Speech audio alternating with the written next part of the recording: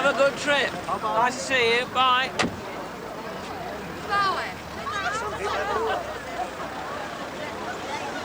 Let's start them for you. Where's yours? It's not here anyway. Sit for another year then, isn't it, eh? At 10 when the bell rings. Unbelievable. Absolute chaos. Glad not to come back until next May, but I think I'll be ready for it then. But until we meet again, I've got a little present for you. Oh, you shouldn't. You're away from home so much. Some little water signals. You stick those in the flower pot and it tells your wife when to water it when you're not there to do it. Generous. Well, I have something too. No, I don't want to know about presents from you. Last year, you gave me an 8-foot delphinium and I had hell getting it home on the tube. It was unkind, wasn't it? So I've got something much shorter. Look. Thank you. Oh, no. Got room there. Just, pop that carrier in the back. Come on, Garry. Now, take it gently. I'm not going all the way to the tube station with this. Well, of course you are. Come on now. Stop. Take it. Some luck.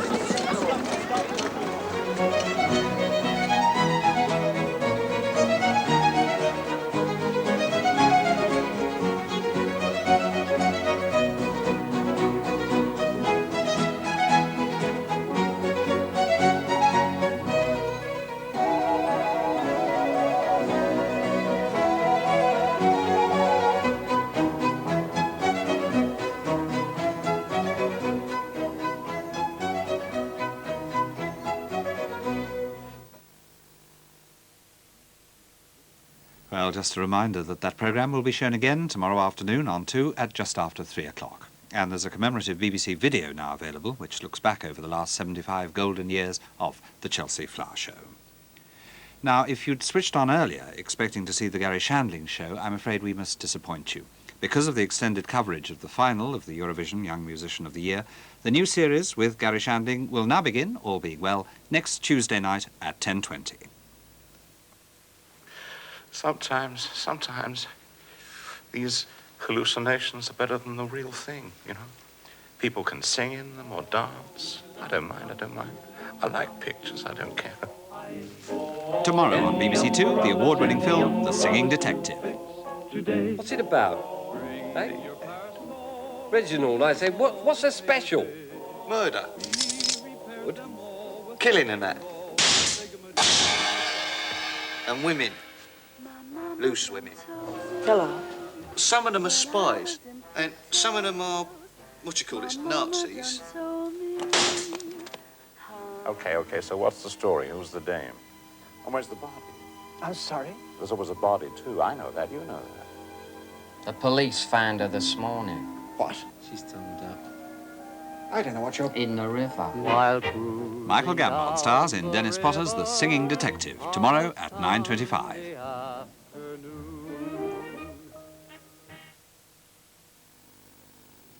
And now, on to Newsnight.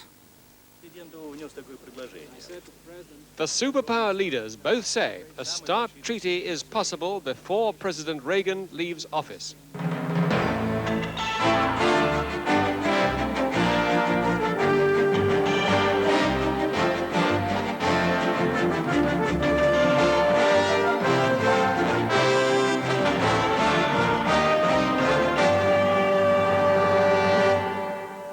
Good evening from Moscow, where there's some talk of Mr. Reagan and Mr. Gorbachev making enough progress on arms control by tomorrow night to be able to look forward to a possible fifth summit later this year. Tonight, as the two leaders tasted cooperation between peoples, their negotiating teams were still beavering away through the night to break down the obstacles to a strategic arms agreement. I'll be discussing prospects for the summit's climax with Michael Heseltine, former British Defense Secretary, Richard Pearl, former Assistant Secretary for Defense in Washington, and Vladimir Posner, the leading Soviet commentator. Here in Britain, further reverberations of the argument about politics and morality, as the Bishop of Gloucester says the government must face up to its responsibilities for looking after the poor.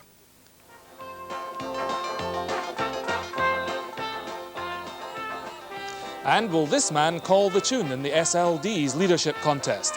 With the campaign opening officially at midnight, we assess the chances of the former deputy leader of the Liberals, Alan Beath. Oh, very good. We begin in Moscow, where the repercussions of Newsnight's interview with Boris Yeltsin, the disgraced former Moscow party leader, continued at a summit press conference today. In our interview, transmitted last night, Mr. Yeltsin, still a deputy chairman of the construction ministry here, made it clear he wanted the Soviet Union's #2 leader, Igor Ligachev, to go, because he was an obstacle to reform. At today's news conference, one of Mr. Gorbachev's senior foreign policy advisors was asked what he thought of what Mr. Yeltsin had said. Ну, а что его комментировать? Is there anything more to say? He expressed his point of view, I think, very clearly. If you're interested in our point of view, then I'd say it wasn't ethical of him to do such a thing. I'd only say that it's my feeling that he's in a sort of emotional, excited state. Georgy Arbatov. And at that same news conference, other Soviet officials expressed optimism that in a number of areas progress is being made as the summit approaches its final day. Today, day 3 of the summit, has been a day for hard work behind the scenes to try and prepare enough in the way of agreement for the two men to be able to proclaim the summit a success. Self-advertisement and demagoguery, shouts the headline in Pravda. The Russians are genuinely piqued by yesterday's American assault on their human rights record. But when the two leaders met this morning, it was clear that behind the banter, they'd got down to the real work. Progress had been made on a START treaty to halve strategic arms. And I'm sure that if the President makes good use of the time that we have remaining, I'm sure that we will be able to prepare the treaty.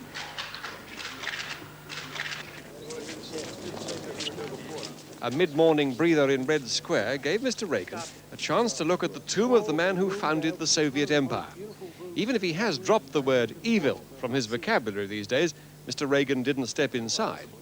Mr. Gorbachev saw the chance of winning a few hearts and grabbed it with both hands.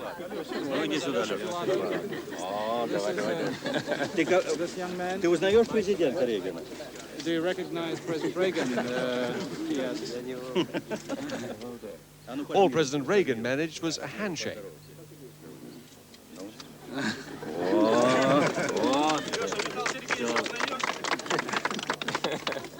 Like before, but more so here in Moscow, Mr. Gorbachev is tending to upstage Mr. Reagan. He's a lot quicker with the repartee, though Mr. Reagan still scores the odd point. And I said to the President that sometimes America is not self-critical enough.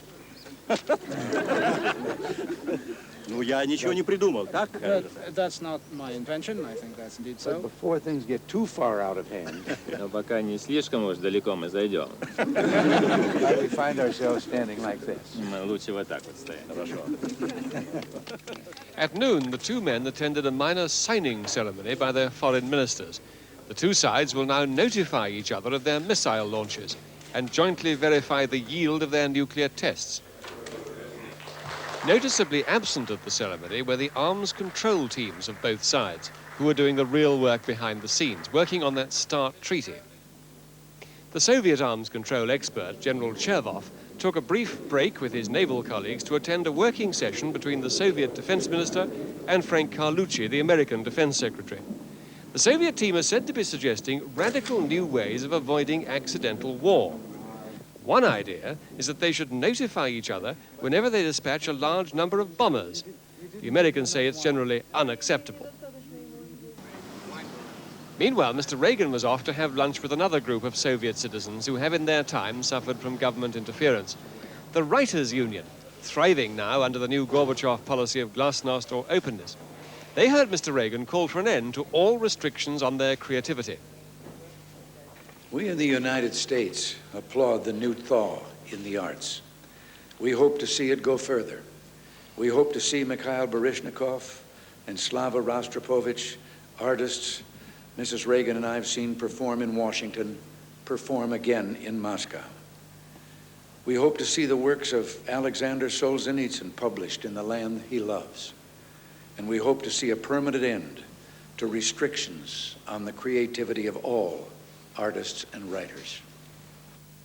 Then Mr. Reagan went on to Moscow University, where Mr. Gorbachev himself had been a student. And he quickly won himself a sympathetic hearing with his upbeat view of the way Soviet society was moving. Your generation is living in one of the most exciting, hopeful times in Soviet history. It is a time when the first breath of freedom stirs the air and the heart beats to the accelerated rhythm of hope, when the accumulated spiritual energies of a long silence yearn to break free. Afterwards, in answer to students' questions, Mr. Reagan said Mr. Gorbachev had been most helpful and cooperative on human rights. And he had this to say about prospects for a START treaty being signed before he left office. We are both hopeful that it can be finished before I leave office, which is in the coming January. But I assure you that if it isn't, I assure you that I will have impressed on my successor that we must carry on until it is signed. My dream has always been that once we've started down this road, we can look forward to a day, you can look forward to a day, when there will be no more nuclear weapons in the world at all. And this evening at a joint news conference, the spokesman for both sides also expressed optimism for a START treaty before President Reagan steps down. It seems to me that if there is a political will on both sides, if diplomats and particularly the military will roll up their sleeves, then no doubt this would become possible. Tonight, Mr. and Mrs. Reagan were the hosts at a dinner for the Gorbachevs at the American residence in Moscow. The two leaders drank to their continuing cooperation, and Mr. Gorbachev forecast even more progress in the future.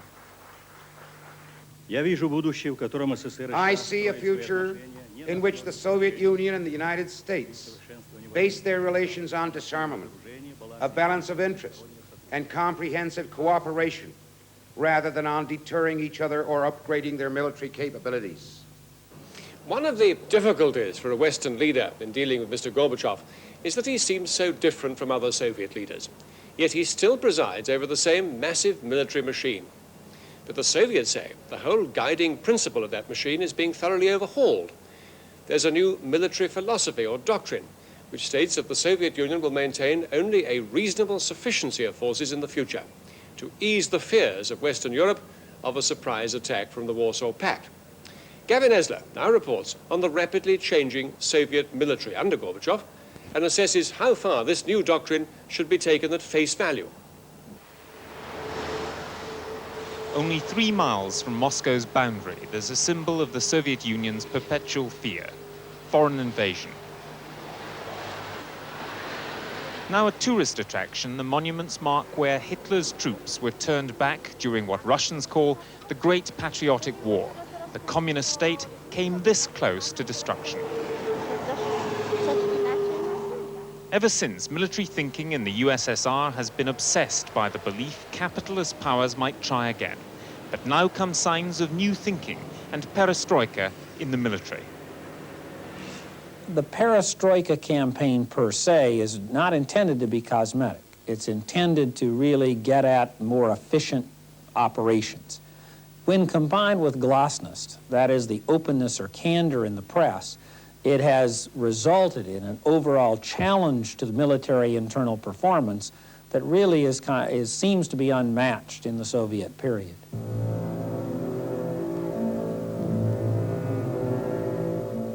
Ever since the revolution, the army has been the core of Soviet life, the nation's priority. Soviet military doctrine has been that the foreign threat can only be countered by amassing an overwhelming advantage in the number of weapons to be used in a sudden strike against an aggressor.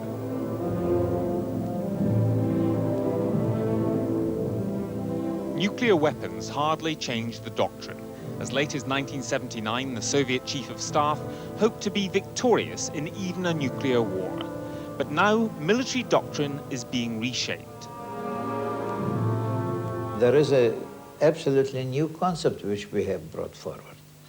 To have only such conventional forces which will make you yourself sure that it will be enough for your defense and which will not create on the other side,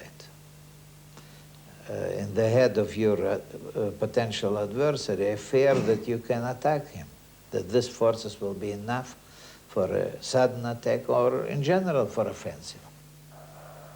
Since Gorbachev took power in March 1985, 10 of the Soviet Union's top 16 defense leaders have been replaced. Among them, Admiral Gorshkov, the father of the Soviet Navy. He was succeeded by Admiral Chernavin, a submarine expert who captained one of the USSR's first ever nuclear submarines. General Yepyshev, the head of the main political directorate, was replaced by General Lysychev, 20 years his junior, and there were other shocks for the generals. May 1987, and a light aircraft buzzes central Moscow before landing in Red Square, an unchallenged foreign invader at the heart of the Soviet state. The extraordinary Soviet embarrassment after the Matthias Rust affair was used by Gorbachev to accelerate the crusade for military perestroika. The 73-year-old defense minister Sokolov was quickly replaced by a Gorbachev man, General Yazov, a surprise appointee who's tried to shake up stagnant military thinking. But like all Gorbachev reforms, somewhere between the idea and the reality, the problems begin. At the highest level, there have been a number of personnel changes. A number of leading military figures realized that the military must play its part in the Soviet economy. And so at that level, which may sound surprising, but I think that's where perestroika's had the greatest effect. Lower down, however, we're seeing a reflection of Soviet society, where you've got the middle management who are playing the part of what the Russians call vata, which means cotton wool, which means the decisions come from the top, are being soaked up by the cotton wool and are not getting through to the grassroots level. But what does affect every level of the military and is a catalyst for change is the abject failure of the Soviet economy. Western intelligence suggests that from 1965 to 1975, the Soviet defense budget probably grew by about 5% a year. More precise figures are impossible. But from 1976, economic stagnation appears to have kept growth down to 2% a year. Moreover, NATO's new high-technology conventional weapons threaten to make much Soviet firepower obsolete on any future computerized battlefield. MLRS is the force multiplier.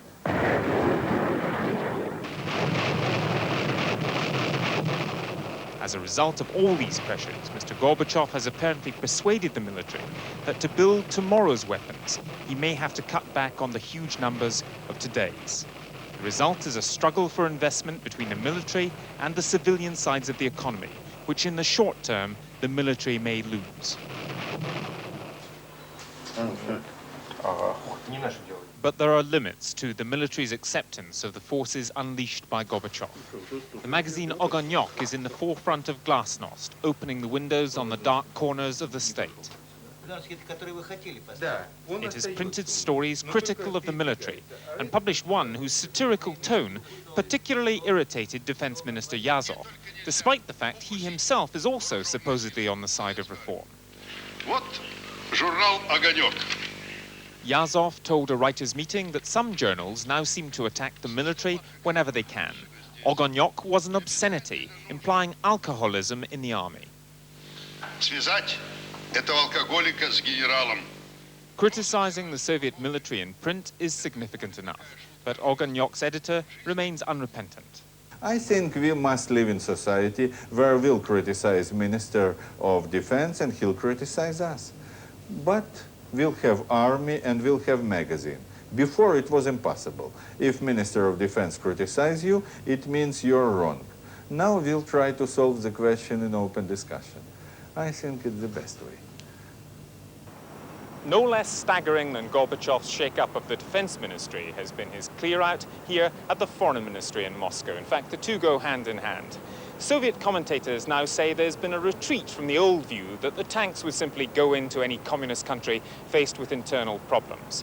Whether that's true or not, it's certainly true that the summit process itself suggests the Soviets realize their own security is dependent as much on creative diplomacy as any military might. People in the West know Gorbachev as the Soviet leader who pulled the troops out of Afghanistan, not the one who sent them in to subdue Hungary or Czechoslovakia. He is capable of the great imaginative leaps necessary to make a success of arms control. It was simpler for NATO when the Russian bear was always growling. The question now is how should the West react? We have put on the table a lot of new proposals. And if the West European countries are serious, if the Soviet conventional threat is not a pretext for building up nuclear weapons, then they must use this opportunity. We have to come to power, to terms here. Quite simply, we should test the Soviet rhetoric about their willingness to correct the military balance in Central Europe or in Europe as a whole by coming through with substantial, well-developed proposals for the upcoming negotiations that see if they are, in fact, prepared to take cuts that would decrease the Warsaw Pact's capability for surprise attack and large-scale offensive campaigns. While the diplomatic debate continues, the gradual withdrawal from Afghanistan proves new military thinking is more than just a slogan. The war, which left 13,000 Soviet soldiers dead, has helped accelerate military perestroika. But can Gorbachev ease the anxieties of the West? He's accepted the principle that the Warsaw Pact should reduce its superiority in troop levels. Dare he put principle into practice and bring the boys back home from Eastern Europe? Gavin Esler reporting. Well, I'm joined now by Michael Heseltine, former British Defence Secretary, Richard Pearl, former Assistant Secretary of Defence in Washington under President Reagan, and Vladimir Pozner, the leading Soviet commentator. Mr. Pearl, do you accept, having seen that film and from your own knowledge, that there has been a fundamental shift now in the foreign policy and, on the whole, in the defence policy of the Soviet Union? That we're now facing a new country that is not so much of a threat. There's certainly been a change with respect to foreign policy, which one can change simply by changing the words with which others are described. But it's not yet certain that there's a change in the military policy area.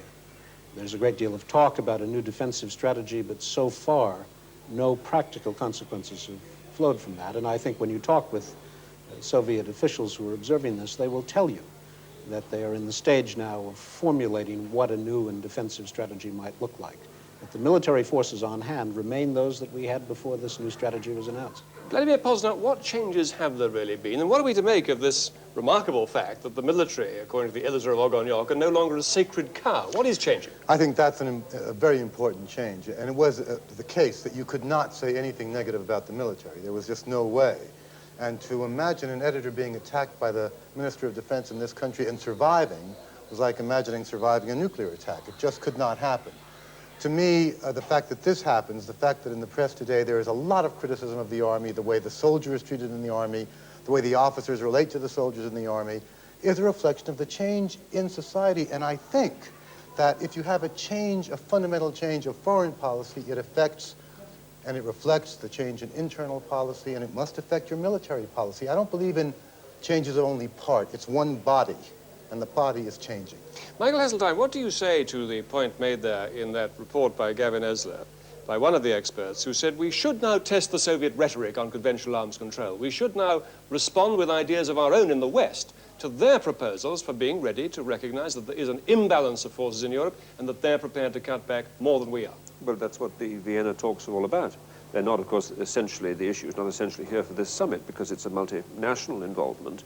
But obviously, if there were to be a genuine indication that the Soviet Union were prepared to make asymmetrical cuts in their conventional forces, this is something the West have been urging for as long as I can remember in the debate. But you've got to realize, haven't the Soviet Union been saying this for a year? Yes, but you've then got to get into the mechanics of verification of numbers and all the interrelationships between the various forces that are involved. And you start with a position where the Russians today, to the best of our calculations, have something like 4 million troops west of the Urals to something like 2.4 million in the NATO alliance. So the sort of cuts that the Soviet Union would have to make just in their troops, and the same sort of pattern can be found in the artillery and the air force and the tanks, the sort of reductions they'd have to make are way in excess of anything that would bring, that is currently on the table.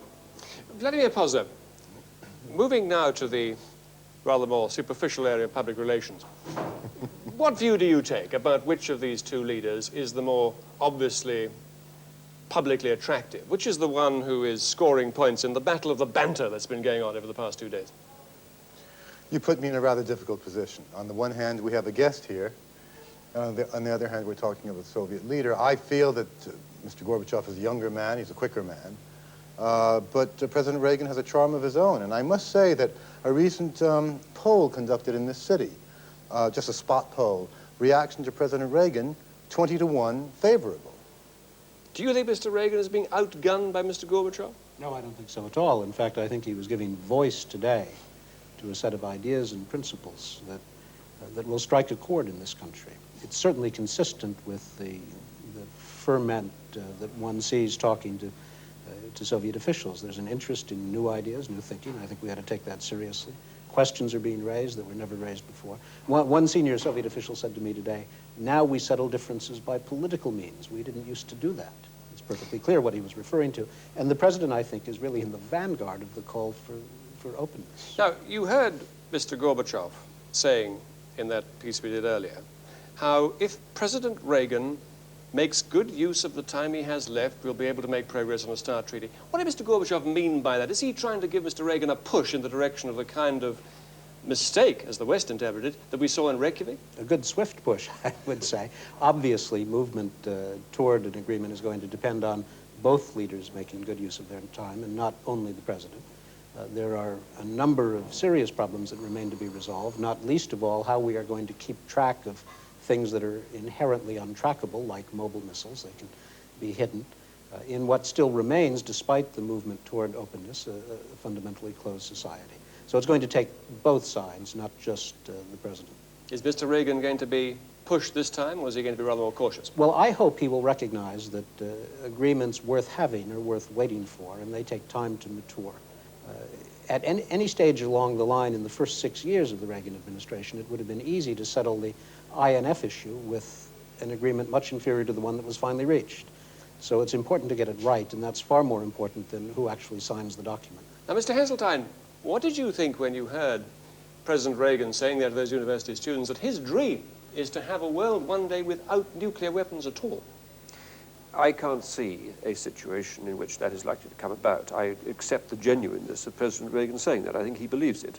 But I don't see, from Britain's point of view, any scenario in which we would want to give up our independent deterrent. And I'll tell you why. I cannot see a circumstance in which the Soviet Union would ever be prepared to reduce their conventional forces to a point where we didn't, within Western Europe, perceive them as a potential danger. And one of the interesting things that came out of your program tonight, you showed how quickly the men can be changed under a new leader, but you didn't show how quickly they could be changed back under a different leader. Mr. Posner? I think we're so far away from the goal of having a world without nuclear weapons that it's perfectly all right to dream about it. Quite frankly, I'm not an expert in this area like these two gentlemen. Mr. Gorbachev has that dream too, doesn't he? I believe he does. And I think that it's still a very distant one. What I would like to see is dramatic and drastic cutbacks in nuclear weapons, and whether or not it's actually possible someday to have a world without them and without something similar to them as powerful and as destructive, I simply, frankly, don't know, to be honest. All right, now, Mr. Pearl, by tomorrow night we shall have probably the end of this summit. They leave on Thursday morning, having given press conferences and presumably a communique of some kind tomorrow night. What can we expect to see in that paper, that communique tomorrow night? Are we going to get anywhere near the START treaty that we were promised when they met in Washington for this summit, or not? I expect rather more movement in the direction of a START treaty than either side indicated was likely before the summit began. I think there's been a deliberate dampening of expectations on the theory that such progress as would be made would appear all the more impressive if expectations were low going into the summit. So behind the scenes, the teams are working very hard to bash out... Well, they work all through the night? What's it like? They work till 4:30 this morning. I expect this will... Well, it's exhausting, for one thing. We really ought to start these things in the morning and not at night. They tend to start after dinner and go all night. That's not, in my view, the best way to negotiate, by the way. It's a negotiation of attrition on both sides. Mr. Heseltine, should Britain and Western Europe be delighted to see a START treaty? Is there anything we should be cautious about at all? It would depend entirely on the START treaty and its contents. A bad START treaty could be a disaster because it could lead to a situation where it fell apart, it was unraveled, it wasn't properly verifiable, or whatever it may be, and the ill will that would come from that would undermine the whole cause of disarmament in the future. So a bad START treaty is the worst of all possible arrangements. Much better to have a continuation of the dialogue, hopefully to a proper START treaty sometime in the future, preferably in this calendar year, but if not, as soon as a proper treaty can be arranged. But are you confident in the world that follows a START treaty, the interests of Europe as the two superpowers grow closer together will not be neglected? Well, I think that there are many problems that Europe faces, and I haven't the slightest doubt that two things happen. Either the Soviet Union reverts to its former military foreign policy approach, in which case we need all the proper defenses we've relied on, or it doesn't, in which case we're going to see the Soviet Union emerge as one of the economic forces of the next century. In either way, that argues strongly for a continued coherence of Europe and the European movement. And the worst thing that could happen would be those forces in Europe that argue that we should drop our guard or that we should start now directing ourselves with less enthusiasm towards Europe should gain supremacy, because that would leave Europe relatively weakened and dispersed. And Mr. Posner, a final word from you. Do you think that the START treaty will be signed before President Reagan leaves office? As of this moment, what do your sources tell you about the prospects of a treaty this year? I think it's possible. I don't think it's probable, but I think there has been a lot of progress here during these days. I'm not sure that the treaty will be signed during his tenure, that is to say before January. Personally, I think it's a possibility, but not a probability. Mr. Posner, Mr. Pearl, Mr. Heseltine, thank you all very much for joining us. We'll be back tomorrow night to look at the results of this summit here in Moscow, but now for the moment, back to you, Donald, in London. Peter Snow at the summit. Well, back here at home, nominations open at midnight in the first election for the leadership of the Social and Liberal Democrats. We'll be reporting on one of the front runners in a few minutes, but first the other main news stories of the day. In a further development of the row following her address to the Church of Scotland, Mrs. Thatcher has come under renewed attack from a leading member of the Church of England. This time the criticism comes from the Bishop of Gloucester, who's written to the Prime Minister questioning her recent statements on morality. Margaret Gilmore reports. The debate began earlier this month in Edinburgh with what's been widely referred to as Mrs. Thatcher's Sermon on the Mound. Then she emphasised to the General Assembly of the Church of Scotland her belief in the importance of individual responsibility. She said people could not delegate the exercise of mercy and generosity to others. And she said it's not the creation of wealth that is wrong, but love of money for its own sake. But that message is questioned in today's letter signed by the Right Reverend John Yates, Bishop of Gloucester, and John Gladwin, who are chairman and secretary, respectively, of the Church of England Synod's Board of Social Responsibility. They argue that wealth creation is not neutral and must be subject to moral scrutiny. That people gain their wealth by legal means does not necessarily mean that such means are morally acceptable. And they go on to stress the social and moral obligations of governments in meeting the needs of the poor. It cannot be the case that we should encourage generosity by individuals at one and the same time as government works on a policy of giving only the barest minimum. Justice and generosity apply to governments as well. It struck me as rather patronising in the way it tells Mrs. Thatcher some basic, obvious truths about the morality of government, which she will feel she knows already. I think, therefore, she won't react very favourably to it or very sympathetically to it. But on the other hand, it does state much more explicitly and openly than ever I have seen before what the churches really object to about the way the government's been conducting the economy. In other words, before, the churches have tended to talk in a kind of code about the economic policies the government are pursuing and their social effects. Now it's much more explicit. At least she will be able to see what they're getting at. Today's letter is the latest in a string of criticisms from Church of England bishops. At Easter, the Bishop of Durham described Mrs. Thatcher's social policies as wicked. This evening, Downing Street said they weren't commenting on the Bishop of Gloucester's letter because it hadn't yet arrived. But there's no doubt it can only serve to swell the growing strain between the government and the church. After heavy trading in New York, the Dow Jones Industrial Average surged up 74.68 points to close tonight at 2,031.12, the second biggest rise this year. At one point, the exchange asked members not to use computer trading, previously blamed for sudden swings in share prices. Today's rise began amid speculation that US interest rates had peaked. The government has revealed plans for tougher community service sentences to relieve the pressure on the country's overcrowded prisons. Under the scheme, most offenders will spend at least 21 hours doing hard manual work on community projects. The Home Office Minister, John Patten, said the new guidelines would convince the public and the courts that community service orders weren't a soft option.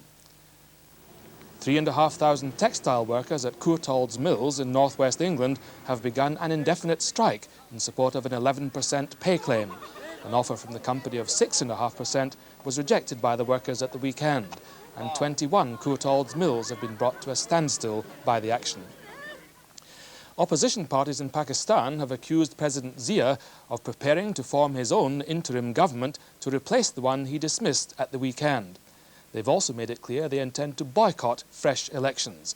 President Zia says he plans to call an election within 90 days. He has ordered... I'm sure we all would.